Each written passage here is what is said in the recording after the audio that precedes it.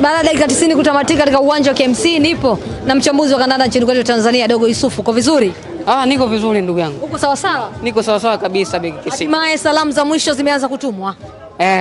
Kila mtu atafikiwa kwa wakati wake.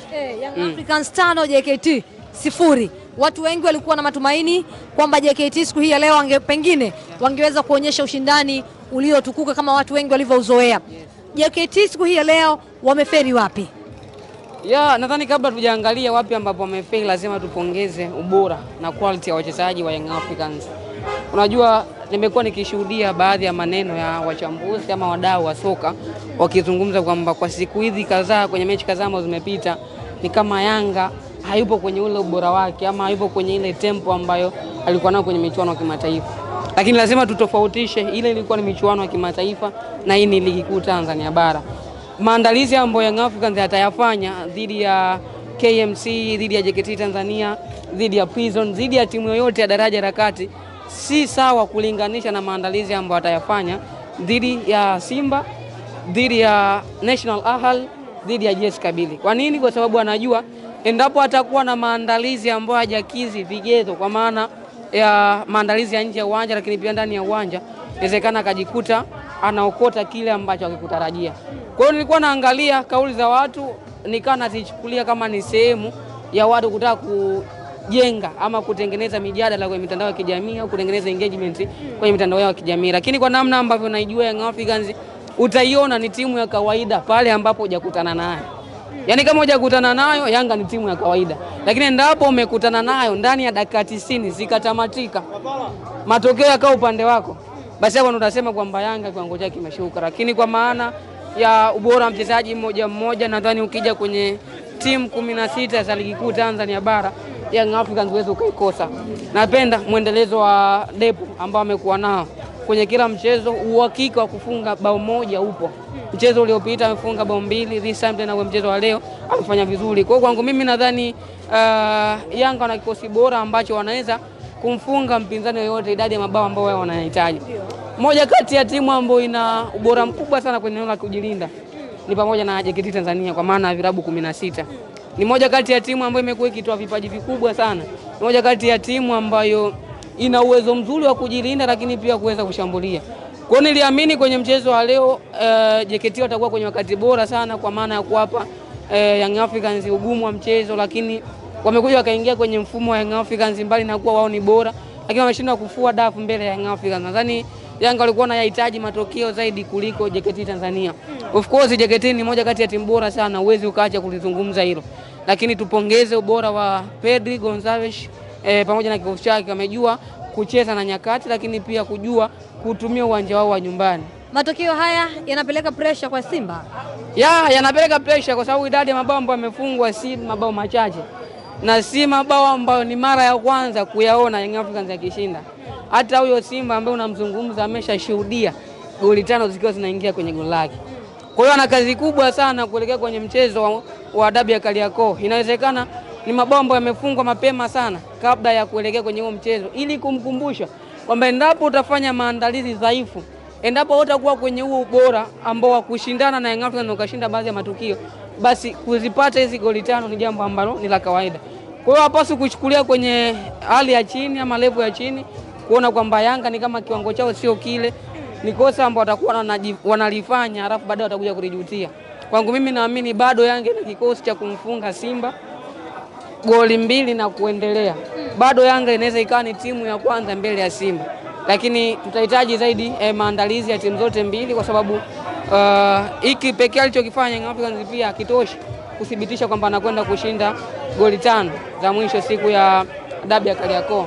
Kwa hiyo tumpe muda Pedri Gonzalez pamoja na kikosi chake na kuona namna gani ambavyo atakuja na game ya kitofauti, kwa sababu mara ya mwisho Simba amekuwa na nyakati mbaya sana kwa Young Africans.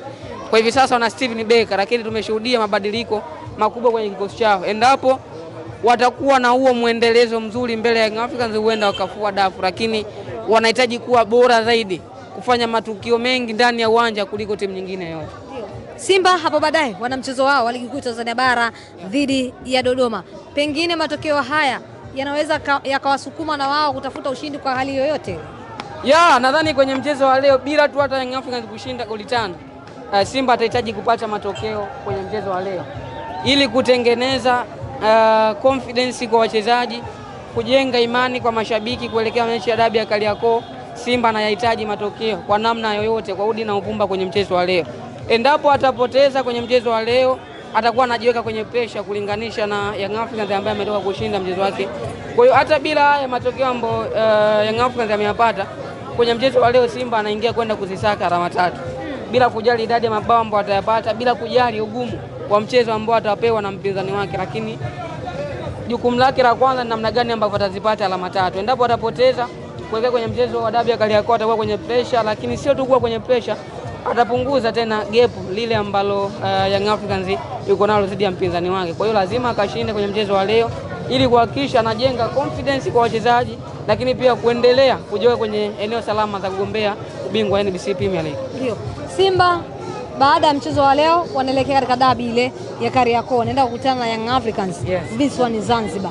Mnyama Simba, mshambuliaji wake kiongozi naweza kusema Jonathan Soa amemrejesha Dar es Salaam kutokana na kile ambacho kinasemekana ni utovu wa nidhamu.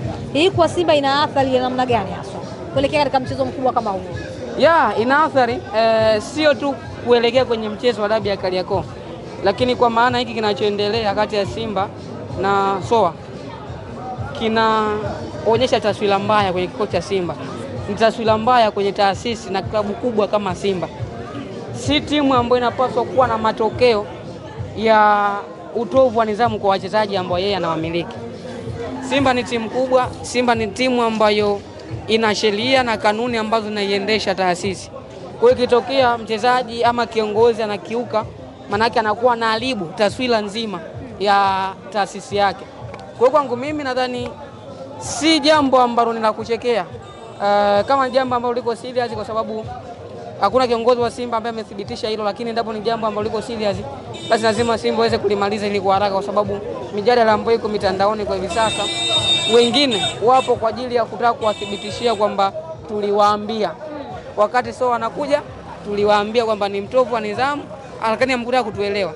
Mbali na hapo, Soa mchezo wa kwanza wa dabi aliukosa kutokana na adhabu ambayo alikuwa anaitumikia.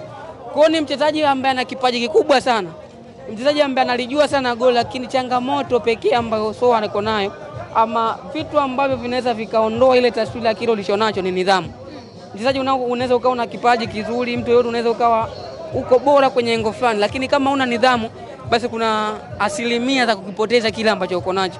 Tuliona kwa baadhi ya wachezaji, kina Bernard Morrison alikuwa miongoni mwa wachezaji ambao wana kipaji kikubwa sana, lakini utovu wa nidhamu ulimfanya ashindwe kung'ala kwenye ligi kuu Tanzania bara. Kwa hiyo kwangu mimi nadhani si swala ambalo linaleta taswira njema kwa kikosi kama cha Simba, kwa sababu kuna mengi ambayo hivi vilabu vya madaraja ya kati vinajifunza kutoka Simba. Kwa hiyo kama kuna kuwa na hizi kashfa baina ya mchezaji na uongozi, manake ni jambo ambalo wanapaswa kulimaliza kwa haraka, kwa sababu halina taswira nzuri sana kwenye kikosi cha Simba. Tumemshuhudia